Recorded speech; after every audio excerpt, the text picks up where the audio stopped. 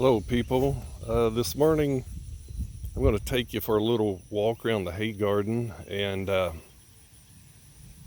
just going to talk about something that I learned with this hay garden. You can see outside that's part of a squash plant that I pulled last night, and in this area here I pulled another huge just yellow squash. Both of them are summer squash or yellow squash, and I've never seen squash plants get that big, which is great, except I've got 3 squash plants at home that are producing more squash than I need, and these were overcrowded. I've got what I believe is an acorn squash here, and I need them.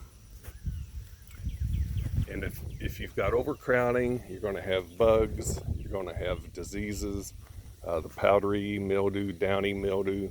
They're not going to get enough fresh air, and you're just going to have diseases and pests that you don't need. It's hard enough controlling them as it is. Kind of the same way with my cantaloupes.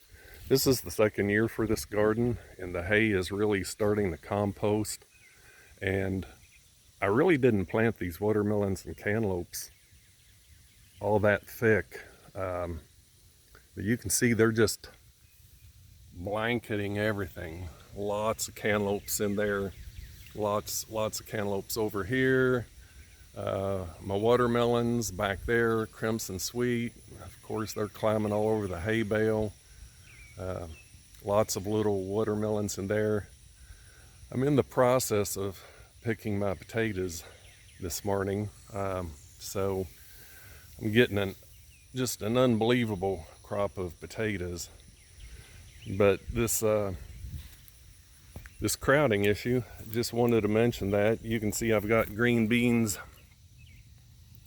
here. I'm going to have lots of green beans, but the cantaloupes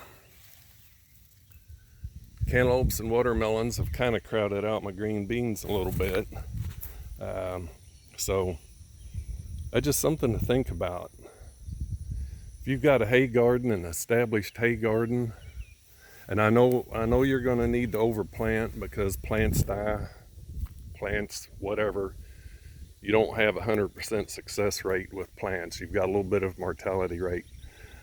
But when you do have overcrowding, if you do overplant, which you kind of have to, just cull the plants out that you don't need, because you're just, with this hay garden, the compost, the natural fertilizer, the moisture retention, your plants are going to maybe double or triple in size compared to what you might be used to in a conventional garden.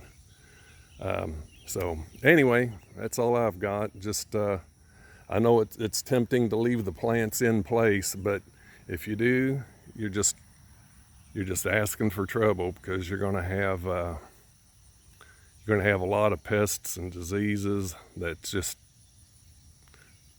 going to work against you, and it's just going to ruin your hay garden. So anyway, just one other thing, as I'm pulling these potatoes, I'm throwing all the old vines outside of my hay garden. I'm going to throw those vines out in the woods. I don't know if it would be okay to let these vines compost, but I've always been taught that all that does is potentially breeds disease and pests with the diseases and pests that like that plant. So right or wrong, as I dig these potatoes, I'm gonna get rid of these vines, as many of the vines as possible, and keep them out of the hay garden.